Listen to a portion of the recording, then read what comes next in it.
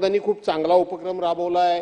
सन्मान्य आमदार महोदयांनी त्याच्यामध्ये पुढाकार घेतला आणि ती राज्याला मोहीम सुरू होते. चांगली गोष्ट आहे.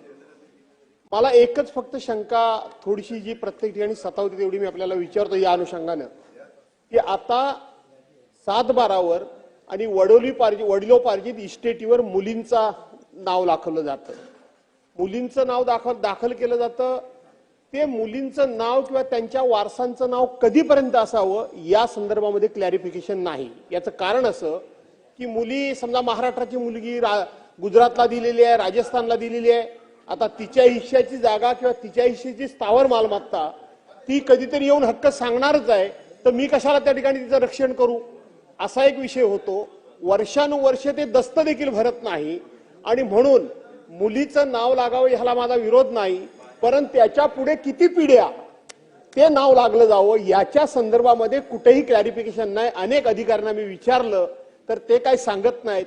तर त्या संदर्भात आपण काय माहिती देऊ शकाल काय की किती पिढ्या मुलीचं नाव पुढे त्या वडिलोपार्जित इस्टेटीला लागू शकतं.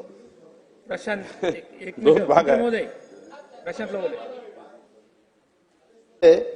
यामध्ये बरीच वर्ष जे मृतांची नावं आहेत तर बरीच लोक त्या गावात राहत नाही.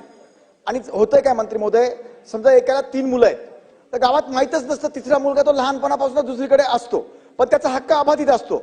तर याची पेपर नोटीस जर दिली आपण 1 महिना पूर्व की अशी आम्ही ही मोहीम राबवतोय, असे मृत लोकांची नावं टाकून किंवा यांचे 7/12 आम्ही जिवंत करणार आहोत, तर तलाठ्याला काय होतं मंत्री महोदय, तलाठी काय करतात कधी कधी मुद्दाम काहीतरी चूक करतात पण ते 30 वर्ष लागतात ती चूक सुधारायला सुप्रीम कोर्टापर्यंत आणि नंतर त्या तलाठ्यावर काही कारवाई होत नाही, तो रिटायर झालेला असतो. म्हणून माझी विनंती आहे आता करताना सर्वांना नोटिसेस देऊन म्हणजे पेपर नोटीस किमान देऊन 1 महिन्याची मुदत देऊन ते वारसा जर लावले तर ते जास्तीत जास्त योग्य प्रमाणे राहतील. हा माझा सजेशन आहे.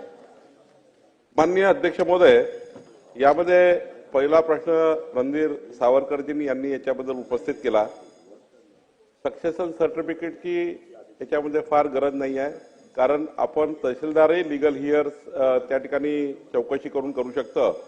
त्यामुळं 100% आम्ही तहसीलदार मार्फत लिगल हिअर्स सर्टिफिकेट इश्यू करून त्या ठिकाणी आपण 7/12 नोंदी घेऊ, जिवंत 7/12 नोंदी घेऊ. कारण सक्सेशन सर्टिफिकेटला 6 महिने लागतात आणि आपण त्याची प्रसिद्धी करून देणार आहे. त्यामुळे कुणाचं काही ऑब्जेक्शन आलं तर आपण ते विचारात घेऊ.